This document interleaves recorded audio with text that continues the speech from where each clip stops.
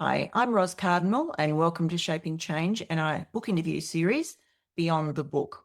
Today I'm speaking with Josh Dowse and Dr. Ian Woods about their book ESG Unlocked.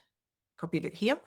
So Josh, Ian, welcome. So let's kick off. You describe ESG as modern capitalism done wisely. What does that actually mean in a boardroom making hard trade-offs? How does it translate to the modern boardroom? For many organisations, it doesn't translate at all. They are already doing this. They're taking a holistic look at their business and they understand that their future profits are going to depend on the human capital, the social capital and the natural capital that they nurture and access. So for many modern boards, that's not a big change at all. But for a lot of boards, they're more focused on the short-term returns and performance and the KPIs that they've set for the current 3 months or 1 year or 2 years or whatever that might be. So the investments that we're talking about in the book ESG are in the capital that underlies the financial capital and performance. So it's a shift from looking at looking at the short term to the long term, or at least the medium term, and it's a shift from looking at the financial capital and direct sales to the assets and intangible assets on which that's built. And it is quite a big shift. I mean, I remember it would be years ago now, moving to balanced scorecards originally and trying to get organisations to stop focusing on just the financials and into things that are more holistic. So it's a fairly big shift for some organisations. So if a leader strips away the language, what are they actually being asked to do differently? Well, I think in many respects, some leaders are actually managing it well. They might not use the language of ESG. So I think that's important to recognise. But what it is making deliberate decisions about and thinking about what is it that creates value for the organisation. And certainly most organisations these days, their value is in the intangible assets. And the question is, what are those intangible assets? And generally they are the relationships they have. That's one way of thinking about it. It's relationships with customers, suppliers, employees, etc. And if that's your intangible assets, if they're the assets you need and use to generate your financial capital, your profit, or to deliver the services, if you're not for profit, is another way of measuring it, then clearly it's about managing those assets, which is critical for delivering on strategy and managing risk. And really, that's the crux of ESG, is recognising where the value is, what generates value within the organisation, and deliberately managing those in a positive way. So what happens when leaders optimise financial outcomes and degrade those underlying forms of capital? Well, in the short term, they might do very well. They might meet their targets. They might do everything that's been expected of them. But in the long term, or not even the long term, they will, by cutting corners on their human, social and natural capital, they'll lose access to them in the future. So less people will want to work with them. Governments will be less inclined to give them contracts or access to scarce, physical or mineral resources. Partners, universities and other collaborative organisations will be less inclined to work with them on things that they can't do themselves. So their opportunity space will shorten. They'll have to pay more for access to those things, and eventually their financial capital gets eroded by both of those forces. So I think maybe if I can give an example there, a lot of organisations like telecommunications and electricity retailers, one of the biggest costs they've got is the cost to serve and the cost to acquire customers. And it's because both of those industries have quite high churn rates. And the reason why they have churn rates is that generally customers are not satisfied. Usually you change your electricity provider or your retail telco provider because you're not satisfied. That question about satisfaction goes to the heart of that relationship between the organisation and their customers. And if you want to manage those costs, that cost to acquire, the best way to manage that cost is not to lose your customers in the first place, which is about focusing on customer satisfaction, for example, because that is where a lot of value is. Yeah, I actually came out of the electricity industry myself. And I remember many years ago, one of the key things that we were focused on in retail was exactly that. I remember we had a vision, which was to be the company most welcome in people's homes and businesses for exactly that reason. Yeah. I think it's a really good example of in those sorts of industries, that linkage between those intangible assets, relationship with the customer, and the financial outcomes. Mm. So how should leaders actually measure something like trust or social capital in a meaningful way? There are actually very good metrics on each of these things. If you look at what organisations are trying to do with ESG and with these different capitals, the first thing is that they have to integrate that into their core strategies, right? So if you've got a core strategy, corporate strategy, brand strategy, marketing strategy, whatever it might be, you'll need to get certain outcomes and do certain things. Now you're looking at your ESG initiatives to say, what can we do in the broader environmental or social space that can contribute to those outcomes? And it turns out there's quite a lot. And then you say, okay, if I'm doing those things, how can I measure whether or not I'm doing it?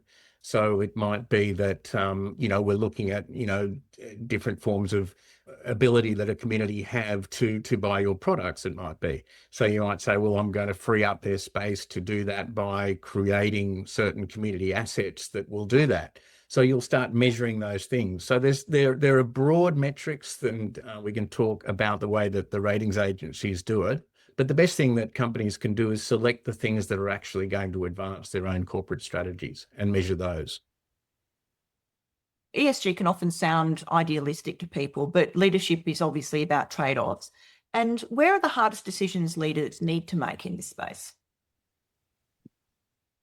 Well, I think in one respect, ESG is no different to the other issues, as you say, that leadership has to manage. There's always the consideration of long-term versus short-term and the relative importance of certain things, given, for example, certain market situations. That's always part of the role of a leader, and managing ESG is no different in that respect. I think one of the challenges is, or one of the change of thinking, which is helpful, is a lot of the time ESG initiatives are seen as a cost, which inevitably, if things are tough, you focus on what you see as costs. But really, a lot of ESG initiatives are about investment. They're assets. And so the right thinking about assets is about investing in assets. So focusing on investment, thinking of ESG in terms of investments rather than a cost, I think is also really important. And the other thing is, as with all decisions in business, you've got to think about the return. So it's the return. And that's relatively easy when you've got hard capital. We're used to that, machines, because you've got to fix the capital costs and etc. But you've got to apply that same rigor when thinking about investing in intangible assets. And that's probably the biggest challenge that the leaders have, is that, and weighing, as with all things with leadership, it's managing how you weigh all those things up together. A couple of good examples on that, if I may, that I've been associated with. I used to work with Macquarie Group as a director there, and one of the examples they liked telling was of a proposal that there be, I won't say the country, but that there would be a gambling sort of terminal, a little, instead of a Coke machine that was around sort of public places, a little gambling kiosk that could be invested in. And there was absolutely no doubt that the people who were planning that business or supporting that business or proposing that business would have done very well. I mean, that's the sort of business that would generate high returns. But the risk management group in Macquarie said, well, actually, no, we don't think that's probably a good idea when you look at our brand and reputation. The immediate business returns from that venture would not look good against the potential backlash that we would face and the damage to our brand. So that's one clear example that we could talk about. Another one is a bank which was involved in financing logging in one of our Asian neighbours, and there was a lot of external pressure put on them to stop that financial support for the logging because it was not a sustainable logging operation. It was very much unsustainable in all sorts of natural and social ways.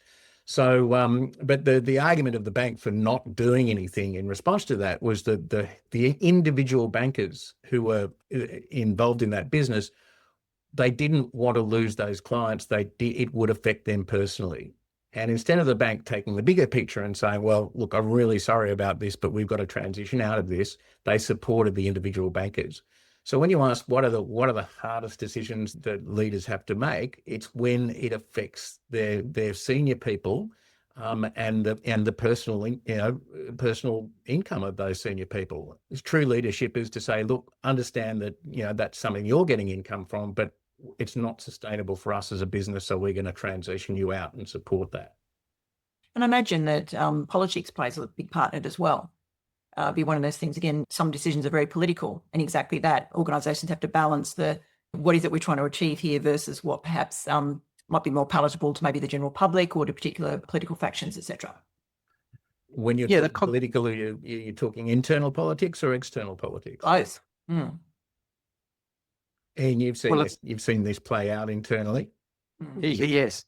I think that's what you just mentioned there is sort of linked with that idea of social license, because if it's not accepted in the public domain, you'll soon see politicians and regulators do something about it to correct what would be seen as something which is inappropriate. And I think you just need to look at things like the Banking Royal Commission as a great example of where certain behaviours were occurring with certain outcomes. And as I think the review of the Commonwealth Bank culture said, there was a focus on what you can do, not what you should do. And if there was a focus on should do, people were going, well, actually, maybe we shouldn't do this. And that's where things move from in social license. That's when the politicians step in, the regulators step in, because they just say that behaviour is unacceptable. And if you can't change it, we'll make you change it by changing the rules, for example. And I imagine that a lot of that can be driven by reflecting back to the conversation we just had about what is actually measured inside an organisation. And if there's a really heavy emphasis based on financial performance versus something else, that's where people will lean, because what gets measured is what gets done. Absolutely. And if there is one challenge with ESG is it's sometimes difficult to just have a single metric to sort of assess where you're at. Sometimes you need maybe 2 or 3 or even 4 metrics, and you sort of triangulate, because all of them tell you some different aspect about how well you're managing a particular issue.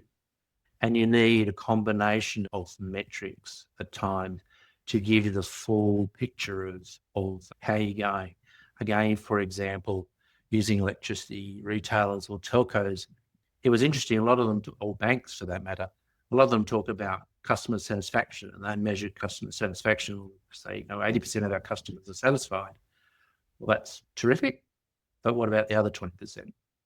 And yes, and it becomes even more important when you're dealing with something which might be almost considered a commodity, like electricity retailing or telcos, where there isn't significant differentiation in the actual product you're providing. To think about things like customer satisfaction, not just from how people are satisfied, but also how unsatisfied people are and what's driving that unsatisfaction, because that's probably the thing that's going to cause you the problem. One of the challenges, of course, in electricity and telco as well is that customers can be dissatisfied with things that are actually the distributor's issue, like the number of outages and things like that. So it actually is a very difficult balance, because the things that upset customers are usually outside of their control. So can a company genuinely balance profit, people and planet, or is that something that you think is potentially an illusion? They certainly can. And as we've said, a lot of companies, and there's lots of examples of them in the book, do exactly that. So there's no doubt that they can, and they can take a longer term view and make investments. In fact, when we had a meeting with the CEO of Rabobank in Australia, which was then I think it had something like 75 to 80% of Australia's rural business, because none of the Australian banks could think that far ahead to do the same thing. They were quite happy with the long-term variable returns that they got from Australian farmers. And when we talked to them about, how are they approaching ESG and et cetera, they said, honestly, Josh, we don't do it formally because it's the way we've always done it. We've started off as a cooperative business in the Netherlands. We represented our farmers there, and we continue to do that around the world. And we know that if we're not looking after those communities, then our business suffers. So translate to the way the big four Australian banks were thinking of the same thing over the last 20 years, and you can see why they did gobble up most of rural business in Australia. Companies do that. They do it successfully, and the numbers play that out from all of the research from those well-known lefties at McKinsey's and Morgan Stanley and Deutsche Bank that have done study after study to say that they will be able to do this, and they'll do well if they do. But as Ian said, anything they do has to be seen as an investment. They look at the investment in their people, in their communities, in their relationships in the sector. You mentioned how an energy company might be abused or criticised for something that's beyond its control, but it does have the power to work with the colleagues along the supply chain within the energy system to sort that out and make sure that customers aren't left in the lurch. And if it takes the leadership position in that, it will benefit greatly, and its relationships within the industry and beyond the industry will improve as well. So you've got to look at all of these things as an investment. You've got to look at the returns on them as you would any other initiative in the company. But if they do that, they will do well. I think probably the other thing which is worth mentioning is where ESG initiatives sit within the organisation. You can see probably in terms of the way we've described it in terms of critical for executing strategy and managing risk. In one respect, well, in all respects, that is the responsibility of the board. So the board as a whole need to think about that and see it within ESG within that context of strategy and risk. It does worry me times when I see a separate sustainability committee on a board, which, in one respect is good, but you look at the remit of that subcommittee and it's effectively focusing on three things: reporting, public relations, and compliance. And if that's where it's limited to, and it's seen at the board level, that's where it's limited to, then it becomes challenging. It needs to be integrated across the whole organisation, and it doesn't sit within a sort of a dedicated group where you can say, well, that's their responsibility. The responsibility needs to fit across through the whole organisation. And what do you see at board level when it is being done well? Well, I think you see it reflected in the strategy, and I think most clearly you see it in the way it's articulated in the strategy. It becomes very explicit that people can tell you why these issues are important for the strategy and how it fits in. They might not necessarily use, well, now I'm going to talk about the environment, now I'm going to talk about social issues.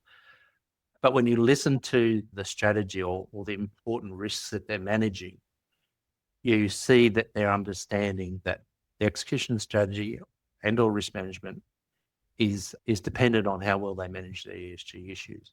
That's when you really see a board gets it.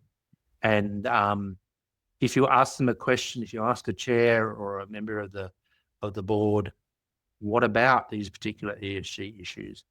The response is, I'll get back to you. It shouldn't be, I'll get back to you. It should be like most other things that the board should be across. They can answer it and articulate it and talk about what they're doing and how they're assessing it. You'll see a couple of other things at board level. Primarily, you'll see where responsibility for sustainability or ESG sits. If, as Ian says, it's carved off to a sustainability committee of limited consequence, then you can see that's the way they treat it. But if it's integrated into strategy, if it's integrated into risk management, if it's integrated and it's led by the CEO or the CFO, then you know that these committees are being well looked after at the executive level and reflected in the board level. The other thing that you'll probably see is some sort of external voice into the process, an advisory council of some sort that captures external perspectives from their key stakeholders, not as a one-off thing, not as drinks at the local charity, but as an integrated part of their annual processes for gathering information and for responding to queries. All right. So you mentioned that there's 130 trillion being influenced by ESG principles. And what does that mean for leadership and accountability? Well, from my perspective, as with leadership in an organisation, it still sits with the leadership of the organisation and the board. That's really is where it primarily sits. I think the roles of investors is, and what investors do, will assess how well the company is going. And if they feel there's a particular thing they're concerned about, is they'll raise that with the company and or the board about the issues, or they might want seeking clarification. So that's where investors sort of fit in, because they see it as an important input into their investment decision making about how do I value this company, and do I feel comfortable with the management that they're pulling the right levers to create wealth as indicated by share price. I think governments fit in sort of at the other end of the spectrum, and I think we used that example before. Governments set laws and regulation. Complying with laws and regulations is just the beginning of taking responsibility. It's not the end of taking responsibility within an organisation. So really, the role of government is really setting the floor to make sure at least there's a minimum level playing field, which society or the general civil society think is at a minimum acceptable, though probably not what you need to meet if you want to thrive in that in that economy. There's a couple of, we mentioned this $130 trillion, Ros, because it's not a random number. It's actually the amount of money that's been signed up to something called the Principles of Responsible Investment, which is an amalgamation of a couple of different initiatives that came together in 2006, and that has been building support ever since. And what that means is that I think people have the idea that if we're sort of good consumers and we, pick at certain products, or we're in the media, or we're good employees and we want the company to do the right thing, that the company will do the right thing. But history tells us that it won't. What has made a big shift in the way companies are accountable is the idea that their owners are concerned about this. And that's what they're now getting the message loud and clear. And, they might get less of that message when times are tough and when, there's a bit of a downturn in the economy and, people are just staying afloat and concentrating on that. But they will get consistent messaging all the way through and want consistent answers as to what companies are doing about that. So that, over 2,000 organisations, super funds, fund managers with all of that money asking all of those questions. And it has made a significant difference over the past, 20 years since 2006. In the book, you talk about how individuals have more power than they realise. And how does that actually show up in practice, to say as an individual consumer or as an employee? Well, we talk about in the book nudging. So it's not like any particular stance will make it, will change the world in one go. You might have your specific sort of cause that you want to promote within the organisation, but you can only do that if you've got allies within the organisation and if you've supported them on their causes. So you build up those alliances. So we have the ability to do those nudges as consumers, as employees, primarily through our super funds, by letting people know what we think about that, and also in the way that we vote. And it's not what we're doing directly, it's that we're sending messages to the people who do have the power to do something. So there are people in the organisation who are who do have ESG responsibilities and are always looking for evidence that somebody cares. They're the ones that we're giving support to. We have politicians who are trying to do law reform on things like advertising for gambling. And we want to let them know that people actually care about this, as the polls suggest. We talked about politics before and how personal relationships can stop the greater good from happening. And that's a classic case there. So we can do these nudges. We can let people know in various ways. We can become a part of different things that we're interested in. And those voices do add up over time. Not overnight, but they certainly add up over time. And I think we've probably all worked in organisations, large and small, is that you do know if someone writes to the head of investor relations a particular question about what the company is doing, it is very unusual for a company not to respond to that and keep track of what are the questions investors are asking us. And that's just not the big investors, the big end in town. It's individual investors as well. And as I say, either as individuals or as part of a group, those questions are usually answered, usually taken seriously, and usually reflected on by leadership about what does that say about how we're being portrayed by our customers, our investors, the general community. And they do take that as a point. And I think sometimes as individuals, we forget about that, but you do actually have more power than you think. So at the moment, ESG is facing political and ideological backlash. We've seen that with the walk back of, say, environmental legislation in the US recently. Is that going to slow progress? Is it going to force it to mature? Well, it's continuing to force ESG and its practice to mature, and that's been the case for the past 30 years. Continuing to do that. I should add that this backlash is primarily in the United States. It's not in Europe, and it's less so in Australia. And there's things happening in the US which we haven't been following as a nation. The proposition that in the last federal election that Australia should follow a Trumpian path was resoundingly sort of turned back. So we could say the same about ESG. In fact, in Australia, we've just adopted mandatory reporting on climate risks and opportunities, and that's the first phase of mandatory reporting on sustainability, broader ESG metrics. So what's happened over time, and we talk about it in the book, is how there'll be a surge of interest in ESG, and then the global financial crisis hits, and so that takes a back seat for a while, and then something like Deepwater Horizon hits, or the Juukan Gorge disaster hits, or there's some other sort of Enron-style governance collapse, and all of a sudden everyone's going, my goodness, we better take a closer look at these ESG factors, and then they do, and as they do, they get their ducks in order a lot better. And what's happened, which is fantastic news for everyone, is that 4 of the different international standards for reporting on ESG have now been consolidated under the International Standards Board to sit alongside the accounting standards, which is great news in only 10 years. I mean, let's not forget accounting standards are about 120 years old now, and they're still squabbling over what they should include or not include. For the ESG space to get their act in order after only about 10 years is a pretty good achievement. And I think from my perspective, as someone who's been in the industry for 25 years, I think it's not a bad thing that there is I don't think it is a maturing of the idea of ESG, and I guess people being made account, that the discussions we're having about greenwashing. I think that's a really healthy thing to actually occur, because it needs to be more than lip service. As I say, it needs to be integrated. And if people can get away with lip service in what they do and what they say, then they're really missing the point. And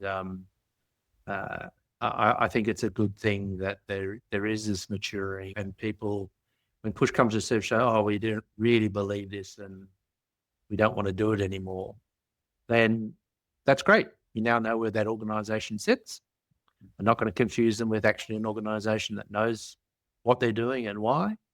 And that's the terrific thing. And I think that's one of the interesting things about reflecting on what's happening in the US, is that some companies have given away their ESG issues.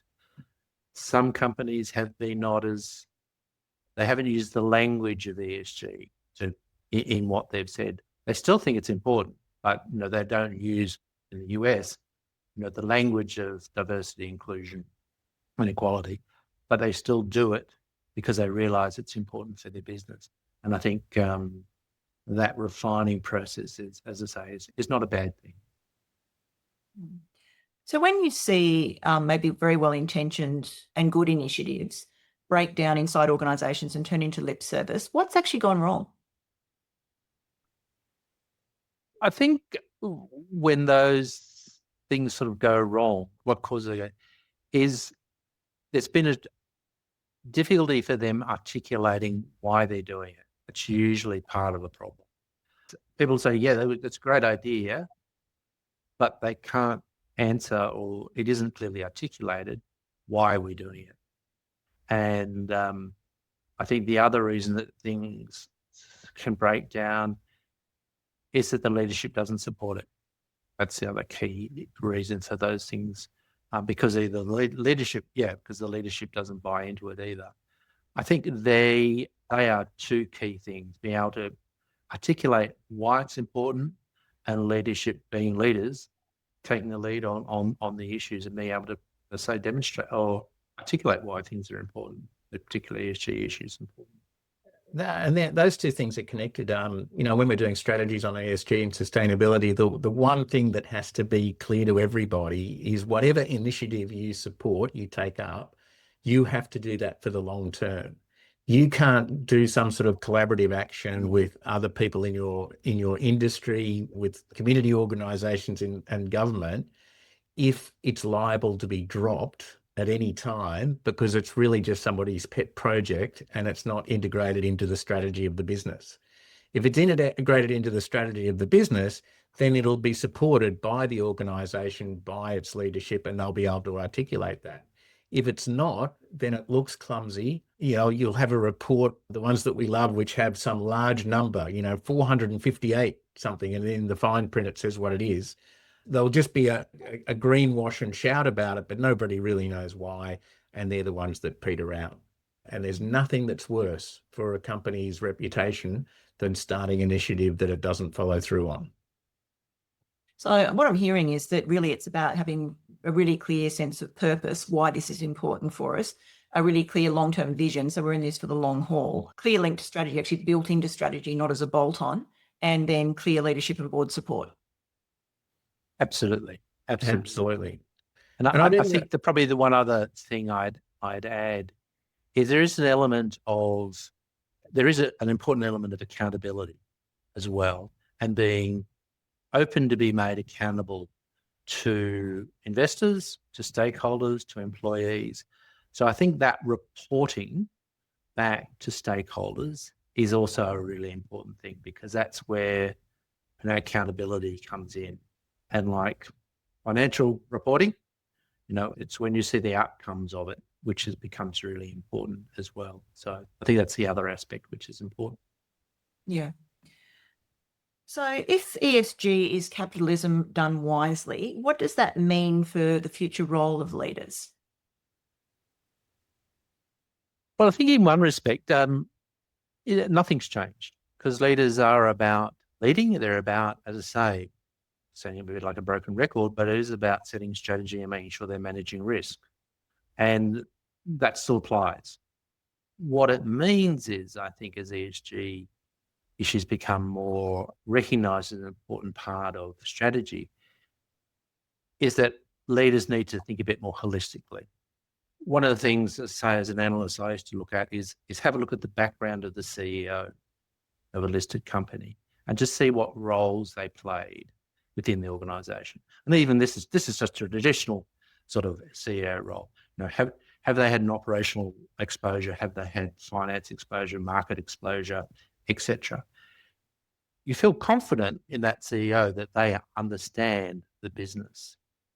Bring ESG into the mix is that you want to get a sense that the CEO or the leaders again have that well-rounded view of what it is, what it's needed to, as I say, execute the strategy, and how to engage with and think about those really important issues.